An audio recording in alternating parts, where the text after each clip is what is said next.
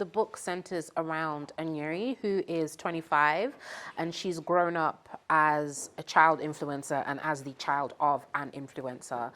So she's very much been exposed to that kind of family vlogging, mummy blogger, lifestyle influencers from infancy. And as you can probably tell by kind of the tone and even the blurb of the book, she's not had the best time growing up in that world, and it's had some really adverse effects. I don't want to give spoilers, but she's trying to navigate what that life has meant to her and how it's impacted her. She also is trying to prevent her much younger half-sister being pushed down the same path. So, and the reason I chose to write the book is because I was the biggest consumer of that kind of content, and it still does try and draw me in because it's everywhere still at the moment, and it's really sweet and very harmless looking, and I loved it so much. But as time went on, I started seeing a bit more pushback, mostly from kids that had grown up in that environment and talking mostly anonymously about how it had impacted them. And I had to take a step back and ask myself, is it completely harmless? What are the downsides of growing up in that kind of environment? So yeah, that's what it came from. Nice. So with that obviously comes Anyuri. So obviously you've told us sort of where the inspiration for her story came from, but where did she come from? Was that sort of elements that you'd seen before? Was she brand new? How did you sort of create her and build everything around her? So when I first started writing the book, I tried to do a lot of research, and there was not much out there at all, and there's still not massive amounts of research about this out there at the time. There is a lot more now I would say in the last 18 months to 2 years, a lot more of that is coming out, and I know that a lot more will come out. I don't know how many of you have seen or read Jeanette McCurdy's book, I'm Glad My Mom Died. That was some research for me as well. I was tidying up the book as well. And I wanted to create a character that was very, very messy, very, very human, and multifaceted. So I didn't base her on anybody. She's an amalgamation of a lot of accounts that I read. I spent a lot of time on Reddit. And Reddit is a hellhole. And, It's a dark place. yeah, It's a dark place to be. really dark place to be. But I found that for all the research I did, that was the most helpful, because you can be anonymous on Reddit, and the accounts that I read on there, they were so forthright, and they were so sometimes harrowing, honestly, to read these accounts of these kids that have grown up in these environments. And so she's not based on any one person, but she's based on pretty much all of the accounts that I read. That's how she came, and then I sprinkled her own personality over the top of it. So yeah. Okay, and with that, Ophelia, is it the same sort of thing and sort of concoction of all of these accounts you've read, and it sort of created this character? Or again, is it sort of, you said you spent a lot of time on Reddit doing research, is it that you saw an account that made you think that's the person that's doing all of this, or was she just... Actually, it was different, because with Ophelia, who is Anyuri's stepmother, it's very, very easy to fall in the temptation that she's just this villain. And my first book, Someday Maybe, Aspen, who was the mother-in-law, she was a villain, and I wrote her that way on purpose. But with Ophelia, I wanted to give her a little bit more humanity than I gave Aspen, because none of these things are black and white. I've said it before, a lot of the time, most of the time I would say, the intention behind sharing images or videos of your children online is completely harmless. You're proud of them, they're beautiful, you love them, you want to show the world. I completely get it. However, and more we're seeing these days that, especially in these times where, times are hard, man. The cost of living crisis is really, it's doing its work, and you want to have different streams of income, you want to monetize where you can. And unfortunately, for some of these adults who have children that they put online, and they're seeing great returns on monetizing that kind of content, it can get a little bit on the sinister side. However, for Ophelia, I wanted to find strike a balance between, sometimes it's sketchy, sometimes it's not great, and other times it's really just because, again, she's a human being and she messes up like we all do. So, yeah. It seems like Ophi, I don't know if it was just me and how she came across to me, and obviously each character will come across to different people differently, but she seemed like a metaphor for something bigger that we all sort of have either around us or in us. Yeah. And was that, as you were saying, she's not a very simple, an evil villain you'd see in like a Disney film. Yeah. She's a person like herself. So would you say that there is something people can either relate to or learn from each character, or are they all sort of their own lesson? I think there is something that everyone can take from each of the different characters. I took things from, there's certain questions, any of the questions that are asked in the book or that you know, are thought-provoking in the book are questions I first had to ask myself and reckon with myself. And it wasn't easy because a lot of the time I didn't have answers. The age that we live in now, we're all a bit, you know, exhibitionist. We put ourselves out there. We want to be seen. A lot of the times we want to be validated by people we don't even know. And you have to sit back and think, why? Why is that the case? And I think each different character in the book asks certain questions of themselves inside the story, but of us outside of the story as well.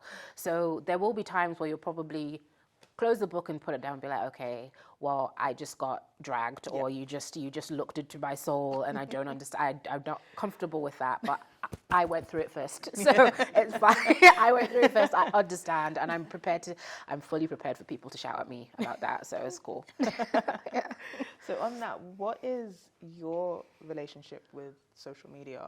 Because it's gotten bigger and scarier. It gets bigger and scarier pretty much every week. Yeah. So for you to recognize something that, as you said, could be seen as harmless as posting your children on social media, but it sort of snowball into something this big, is it something you've noticed in yourself in like how much time you spend on social media, or is this just something you noticed and wanted to dive into? No, so again, turning the light on myself first and foremost throughout this whole process. The way I'm so happy that I maybe show my age a bit, but when I was growing up in school and stuff, social media was not really a thing, and it was just coming about. And I'm so grateful that I was so far removed from that as a child and a teenager. I don't know what kind of relationship I would have with my body, with my looks, with my race, with my gender if I grew up at a time where social media was what it is today. And when I was writing the book, and how I did take time to reevaluate my relationship with social media, and it's what I've been talking with in my workshops today with some of the students, how these days, if you want to get work out there, you have to, it's imperative you have to have a social media presence. It's not something that you can shy away from, unfortunately. And it is a fantastic tool to be able to connect with readers and connect with people around the world. But I really have had to think, especially now, I have 3 godchildren, 3.5 godchildren, because another one's on the way, and a very young niece and nephew. And I think about, okay, I know that I will never post photos of them online, of videos of them online. It's changed. Back in the day, maybe I would have. These days, especially with things like the rise of AI, deep fakes, all that kind of thing, I am extremely vigilant. And because maybe I'm overprotective, and because of that, my entire family has become overprotective as well when it comes to the children within our family. But I'm constantly reevaluating. For Lent, I always used to give up takeaway and sugar. These days, I give up social media. So it's good to take a break. Yeah, it's good. Yeah. Nice. And you've mentioned like the children sort of in your life, and I think there has been this kind of scary increase in the danger of posting people's children, especially as you said, they're not your children, and that's putting them in danger from a different point of view. Is that something that you've now shared with others and they didn't see before but now have seen? Is this something you also kind of want people to take from the book, that it's not necessarily a harmless thing, or is it kind of just, again, for people to take what they please from it? I'd like to present people with an alternative viewpoint and with information and let them draw their own conclusions. I'm not in a position of legislation, so I can't force anybody to do anything, and I certainly don't want to go around preaching to people about what they should and shouldn't do.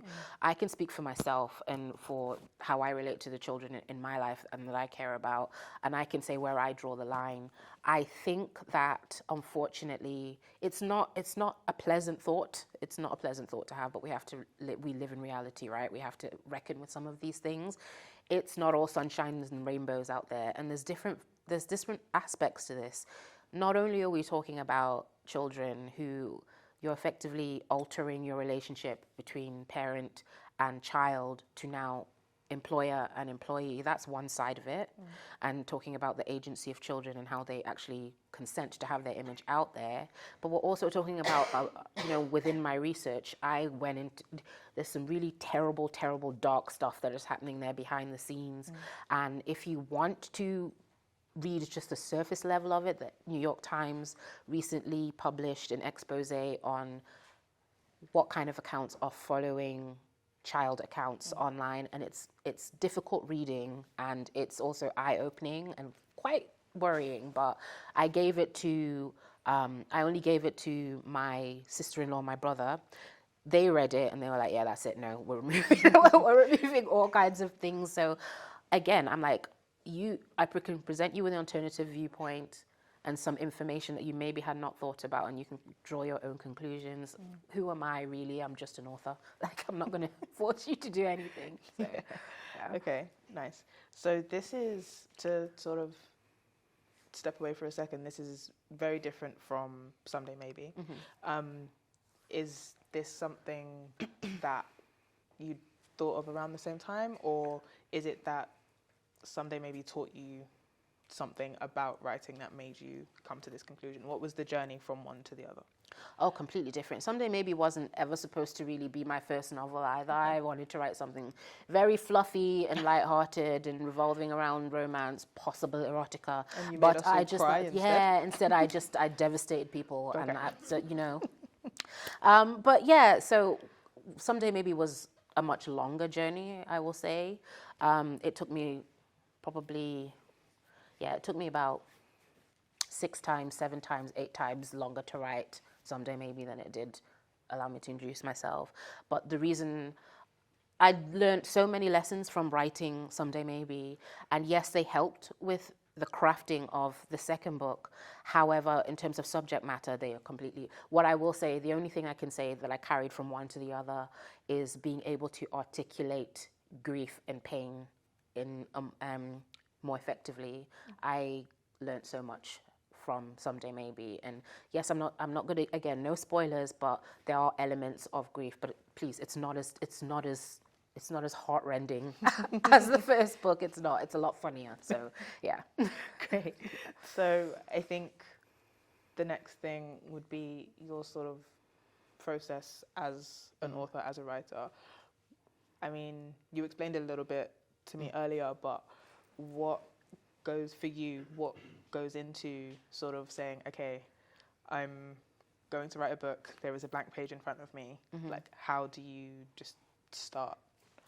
The idea comes first, and if I can't articulate what the book is about within 150 words, then I know that the idea is not fully formed. That's speaking to me personally. Being able to summarize the plot in a very short paragraph is how I know that the idea is fully formed, and I'm ready to start thinking about characters and outlining it in a more structured and granular way.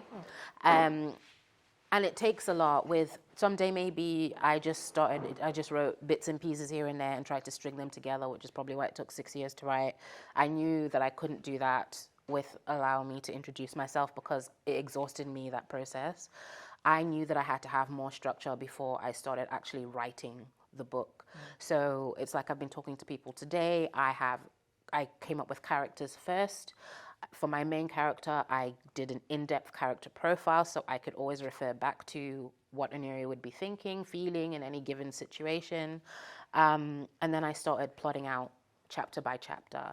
And for me personally, that is extremely helpful. Not to say that I didn't change anything or I couldn't change anything after I'd done all that. I did. I always give myself the flexibility to do so, but it also gives me guidance. I don't think of that structure as a checklist or a set in stone thing that I have to do. It's more like a reference point and a guide so that I can stay on track. Because as someone who has ADHD, if I don't stay on track, I get it. I will, and nothing will be completed, or if it's completed, it will not make sense. So, yeah.